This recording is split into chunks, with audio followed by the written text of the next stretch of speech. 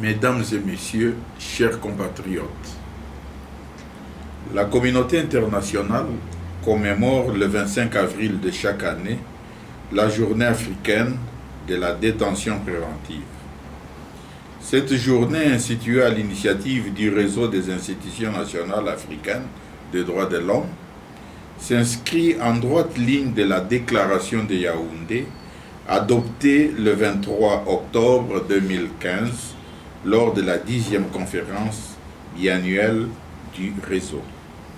À cette occasion, j'ai l'insigne honneur de marquer avec fermeté la volonté de la Commission nationale des droits de l'homme de la République démocratique du Congo, que je dirige, non seulement sur la ligne de la lutte contre la détention préventive irrégulière, mais aussi et surtout dans la lutte contre la surpopulation carcérale, ainsi que de l'amélioration des conditions de détention, et ce, pour se conformer aux standards internationaux en la matière.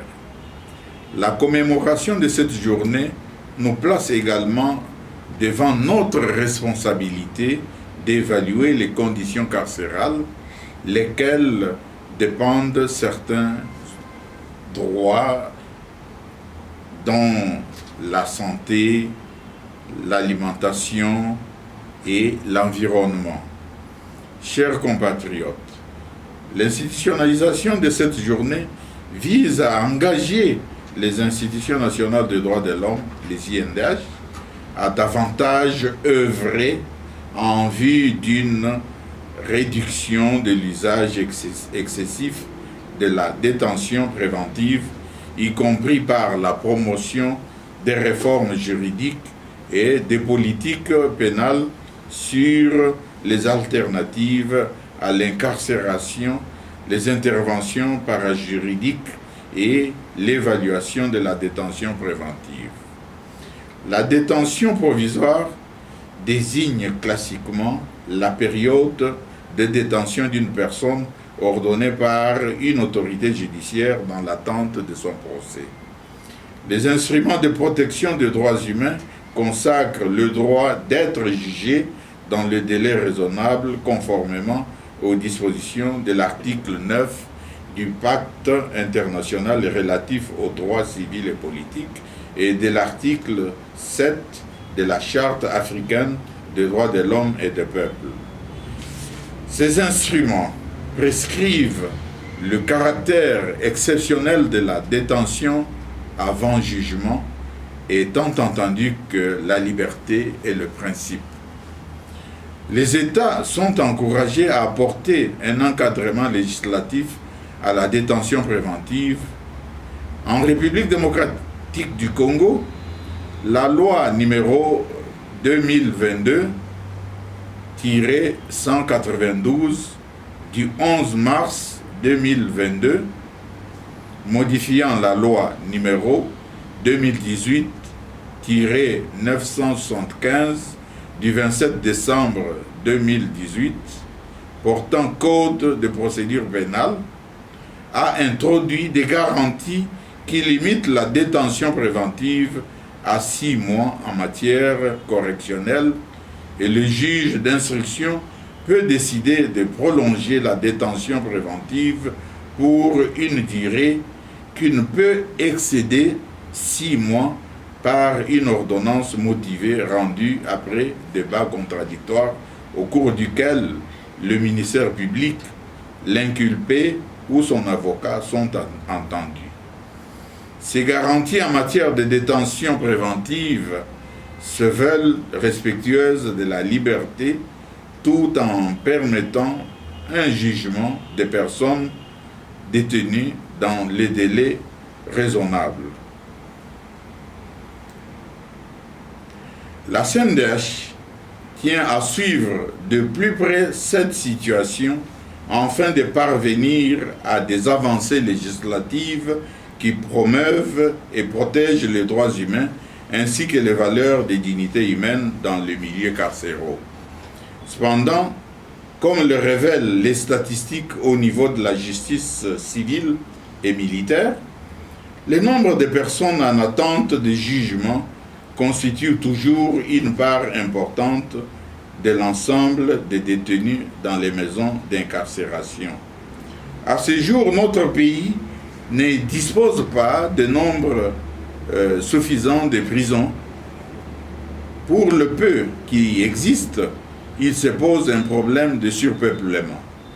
Parmi les cas les plus alarmants figure la prison centrale de Makala, conçue à l'époque pour une capacité d'accueil de 1500 personnes.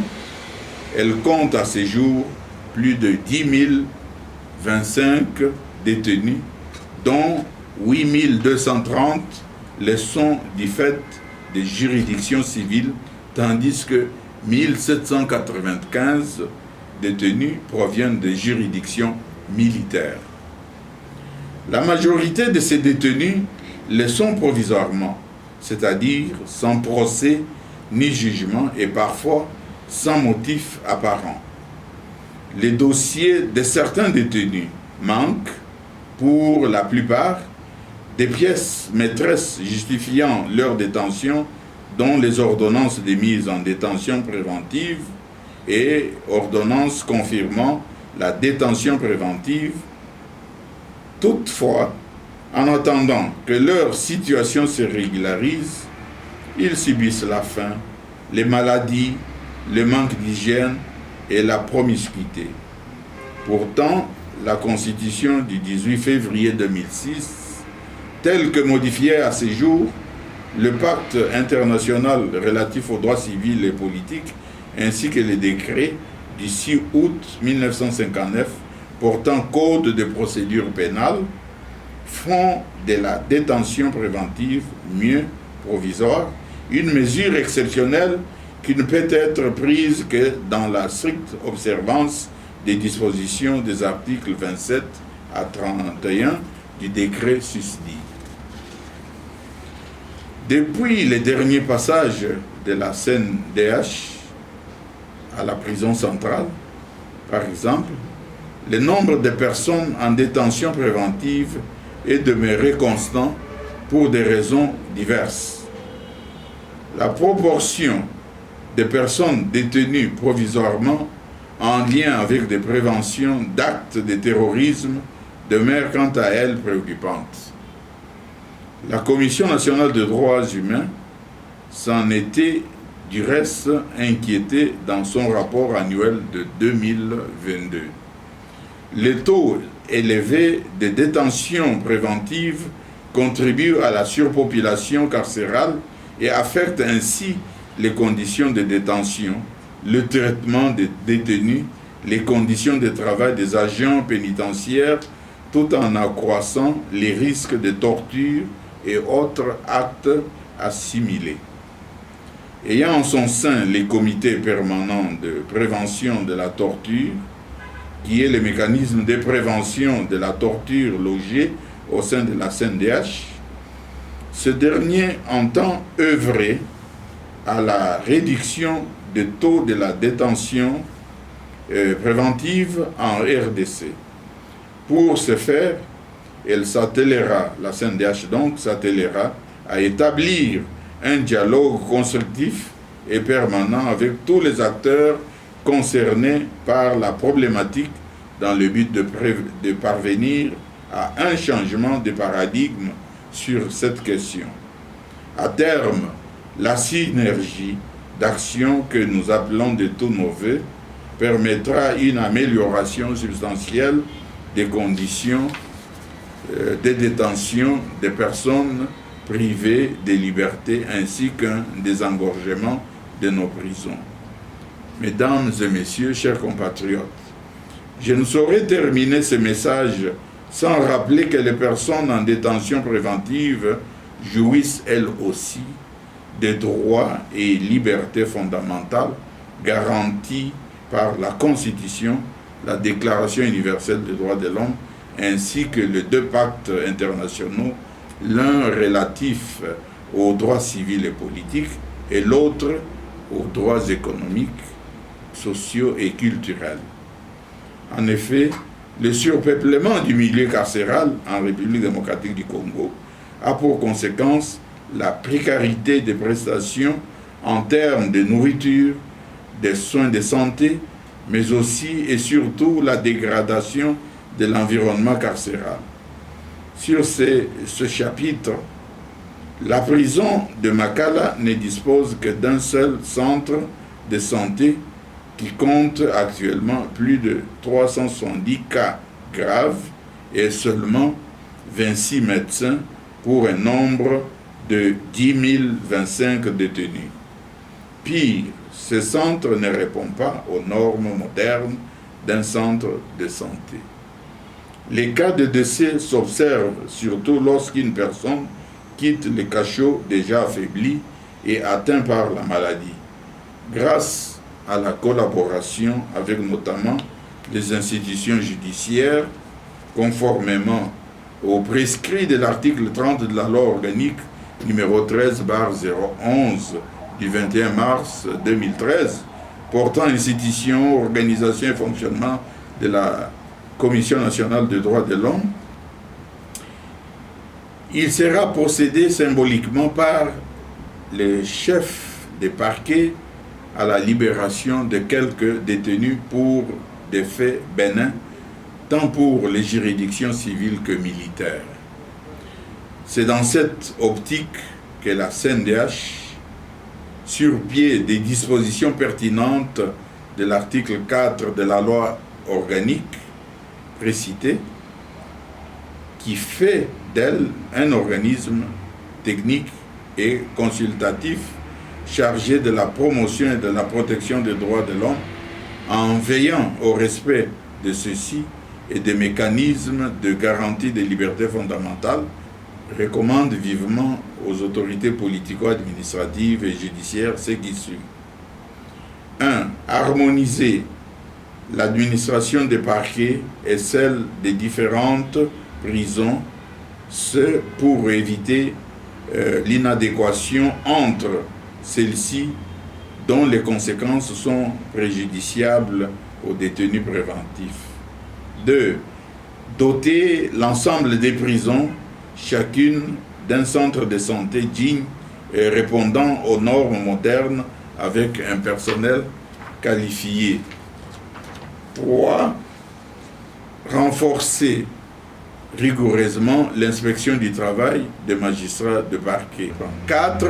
Réduire le recours systématique à la détention préventive et faire usage de mesures alternatives à la détention pour le fait bénin. C'est dans le but de décongestionner les milieux carcéraux en RDC. 5. Recourir fréquemment à la procédure de libération conditionnelle afin de contribuer au désengorgement des milieux carcéraux. 6. Organiser semestriellement des journées scientifiques de mise à niveau des magistrats, OPJ et APJ, sur la détention préventive. 7. Instruire les différents services judiciaires de faciliter à la CNDH de faire son travail de monitoring dans les cachots et centres pénitentiaires. 8. Réfectionner les prisons en ruine et vétustes dans certains chefs-lieux de province et districts et construire de nouvelles prisons répondant aux standards internationaux, notamment dans les provinces nouvellement démembrées. 9. Remettre en état les établissements de garde et d'éducation pour mineurs afin d'éviter leur présence en prison. Et 10. Organiser les visites périodiques dans les prisons et tous les autres lieux carcéraux et lieux de privation de la liberté. C'est avec une note marquée d'un engagement ferme de lutter contre les violations et atteintes aux droits de l'homme, afin de contribuer à la construction d'une société démocratique où les droits de chaque citoyen sont de strict respect, que la CNDH réitère en cette journée sa collaboration avec toutes les institutions de la République démocratique du Congo. Comme dit à l'entame de ce message, ce programme de désengorgement des prisons va s'étendre sur l'ensemble du territoire national grâce aux actions combinées de la sous-commission permanente des droits civils et politiques et du comité permanent de prévention de la torture. Puissent les autorités nationales, les partenaires techniques et financiers appuyer la CNDH dans sa mission de routine. Que vive la CNDH, que vive la RDC, je vous remercie.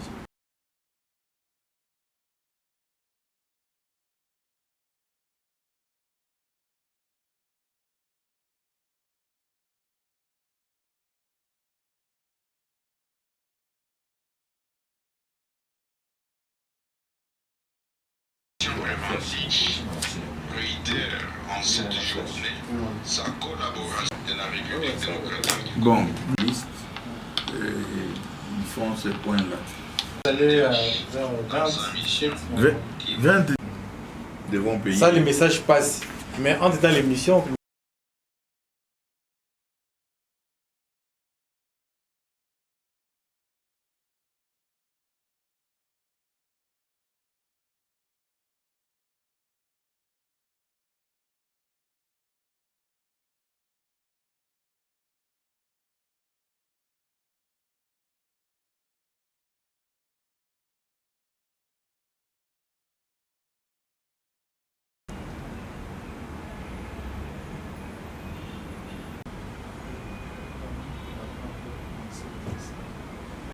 tu fais la recherche, tu prépares.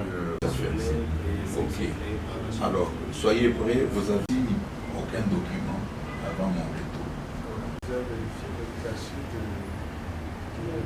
Instruction à la vice-présidente.